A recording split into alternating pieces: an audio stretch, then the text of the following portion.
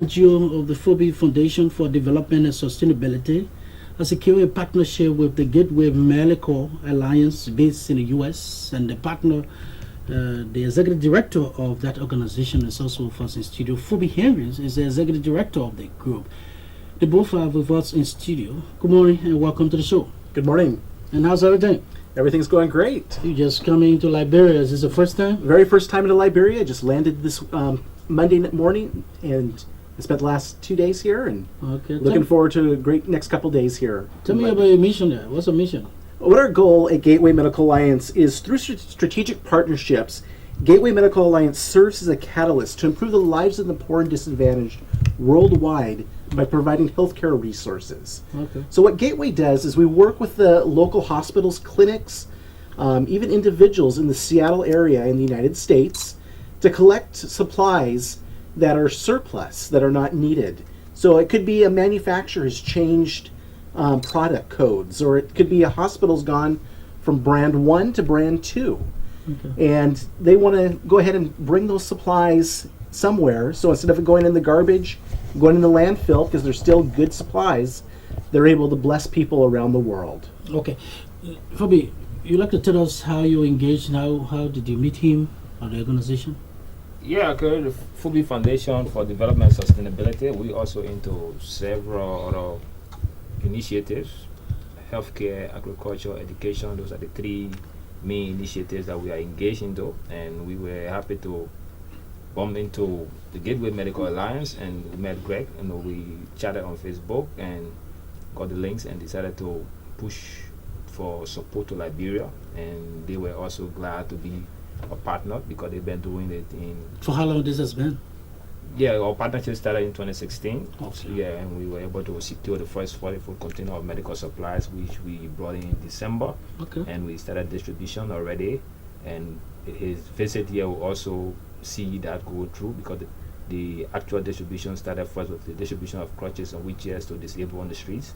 Okay. And we started with the clinics. We're working with about 23 clinics, community clinics, and 2 hospitals for now, JFK and SD Cooper. And the 23 clinics are based in about 2 districts, District 10 and District 9. And the essence of this is to see how we can improve healthcare from the community level, because those community clinics are the first stop whenever people have emergencies in the different communities. So we say, let's see how we can help to improve it from that angle. So, and we were glad to be in partnership with them to see how we can bring in those. It's more like free gift that they are sending to us. We just helping to transport it to Liberia, and we are glad to be our channel to be of good to Liberia, so that at least we can set up a conduit between they in the US and the Liberians that are here that want to benefit from those services, especially the poor and disadvantaged people, that even if you don't have money, you should still be able to have full health care.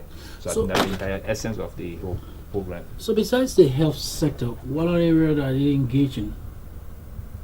What other area is the Gateway Alliance Medical? Yeah, so Greg will talk on that. Sure. So Gateway started our foundation in Morocco, and over 20 years ago with Dr. Spiger.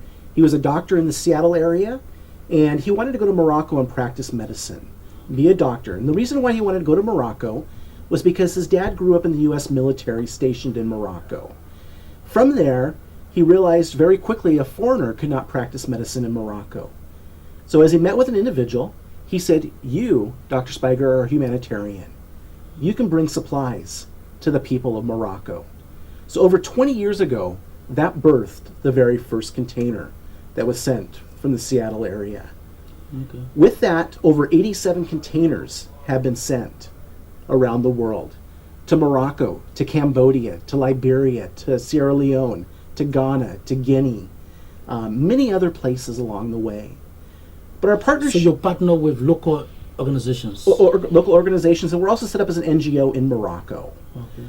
But our partnership started with Liberia through a gentleman named Othello. Our warehouse is donated to us by a company in the Seattle area, and they have a gentleman by the name of Othello who's worked there over 12 years in the warehouse building wooden boxes that supplies are shipped all around the world in. And Othello came to the United States from Liberia during the war. So he was a refugee in the Seattle area.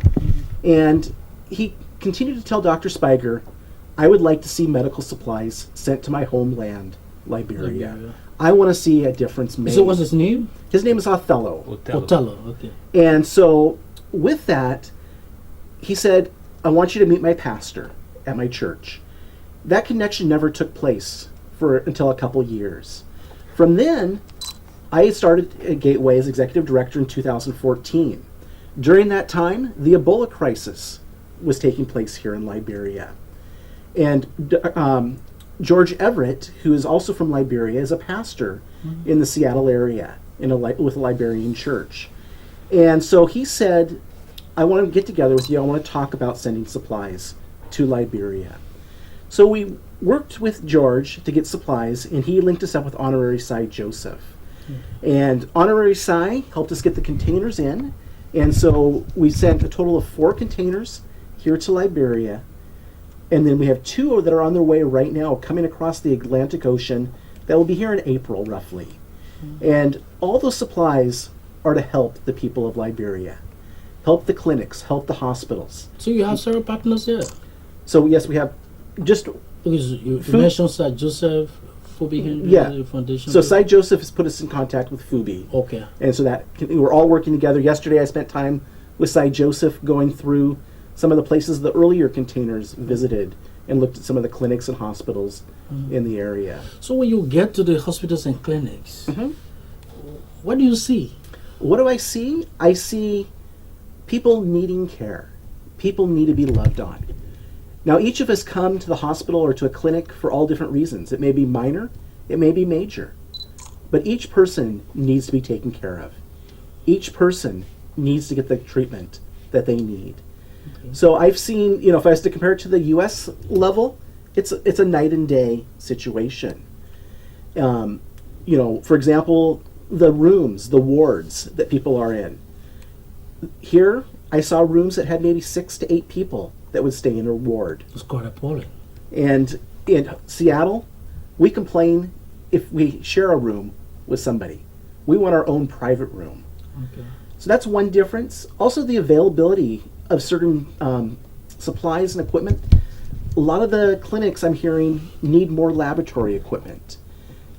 Also, they need ultrasound machines to be able to do scans and see what's going on inside of the body and the things that are taking place. So we were able to get those supplies from our providers in the Seattle area and pass those on. So some of our containers have had baby warmers, have had incubators, ultrasound machines, wheelchairs, walkers, shower chairs, all the way to basic nursing supplies.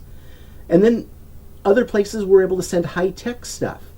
So in Liberia, they've been able to use our supply, or not Liberia, but Morocco, they've been able to use our supplies to do liver transplants. In Cambodia, brain surgery. Hopefully one day we'll be able to get above and beyond the basic supplies here in Liberia. But our goal is that everybody has the health care available to them that they can receive. Fubbi, I'd like you to just name some of the communities that you have identified with. Yeah, we have clinics. Yeah, we have about, as I said, we are working on about 23 community clinics. And In Monrovia. Yeah, in Monrovia, District 9, District 10. If you go to, we have the Goodway Clinic in Fiama. We have the Damon Clinic in Lakpasi. We have the Jordan River Clinic also in the Lakpasi Zoo community. We have the Dr. Dwyer Clinic in Matadi. We have the God Grace Clinic on 12th Street. We have the 12th Street Community Clinics, and we'll also be making 2 stops to JFK and SD Cooper hospitals. We also have the Peace Community Clinic, the Oro Community Clinic, the PUCC Clinic on the 20th Street. We have the Peace Island Community Clinics. About 2 clinics are there. So there are several of them. The total is about 23 of them that we're going to be working with to ensure that over a period of time, and there's a partnership that we are happy for, as I said, as we continue the support, especially securing funding to make sure that we have these containers transported to Liberia, we can see a steady improvement over a period of time, and probably 2-3 years we can look at having some of those community clinics being stepped out to that of the level of some of the bigger hospitals. And as you also said, that he's sending some high-tech equipment to other countries, and Liberia can also benefit in the short run if we just build the facilities to those standards, and we can also be doing some of those brain surgery here as well. And that's the entire goal. How do we make sure that those things that people leave the country for to go and seek medical attention outside of Liberia, how do we make sure we curtail that so that when you are sick, regardless of what illness you have, you can stay in Liberia and be treated? So that's the essence of this. So what have been the feedback of some of those who benefited from this? Oh, the people expect shock and surprise because it was unheard of for most of the time that people would, on a clear note, would not want to do these kind of charitable gifts to them, and they were surprised to see that for the first time we engaged them, because we started discussion with them sometime last year by October, and we had several meetings going to MOU so that they can be able to reduce at least portion of their costs to the patients, so that because you're receiving free items, so the patients are the actual beneficiaries for the supplies that are coming in. So how do we get the patients to benefit? So that was the biggest discussion we had with the clinics, and we went to MOU that at least drop their costs to between 15 and 25%, so that patients coming here can benefit from these So how items. do you go about determining as to clinic X will receive, clinic X will receive, or clinic P will receive from your gesture? No, we targeted almost all the clinics in the 2 districts. So they are not requesting. No, they are not You are requesting. just We went engaging around them, okay. and engaged them and said, we have this medical program that we're going to be running. We have a partner in the States that's willing to send us these containers when we can afford to transport them to Liberia, and we need you to see how we can help people to benefit. And the essence of this package is to get poor and disadvantaged people to be able to have better health care. So since you are at the community level and you take it to most of these people, how do we partner together to ensure that when these items come in the country, the end users can benefit? But we have to use a channel, because we will not go on the street to deliver to people on the street. But we have to work through the hospitals and the clinics so that they can be able to pass it on to the patients. So that was the essence of the MOU. Let's see how we can drop the cost so that the community dwellers and patients that come to you can also benefit. Are they doing that? Yeah, certainly they all, because that's the essence. Because we're under the MOU, we'll be doing monitoring with them. So if any clinic is found not to be abiding by the terms in the MOU, definitely will discontinue. And how this form. sufficient are these materials, are these supplies given them for which you want them to reduce costs?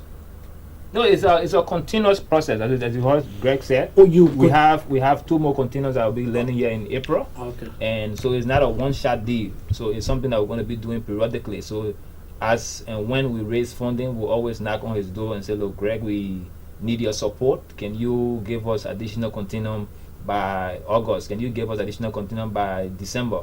So this is going to be a continual relationship, and we intend to build it over a period of time. So as I said, in a period of 2-3 years, we can see a steady improvement into the health sector in the country, so that some of those services that we travel to Ghana for, we can be doing them right here, and also at the community level instead of just the big hospitals. Okay, Greg Platt. Yes. Am I pronouncing it well? Yes, Platt. Okay.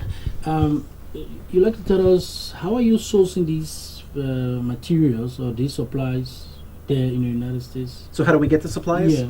So what we've done is we've built partnerships with local hospitals, clinics, distributors. Occasionally we'll have families that will have supplies available. And what we do is we have volunteers that go out and collect the items and bring them back to our warehouse. Okay. So it could be just a box that somebody picks up. It could be a whole truckload of supplies that come in. Consumables, yes. And so some of the things, we have a hospital that gives us gloves, a whole pallet of latex gloves that yesterday I saw in the clinics and hospitals. They don't have the supplies. They don't have the resource to go buy. So these are supplies that are able to be passed on to those individuals. But volunteers are a key to what we do at Gateway.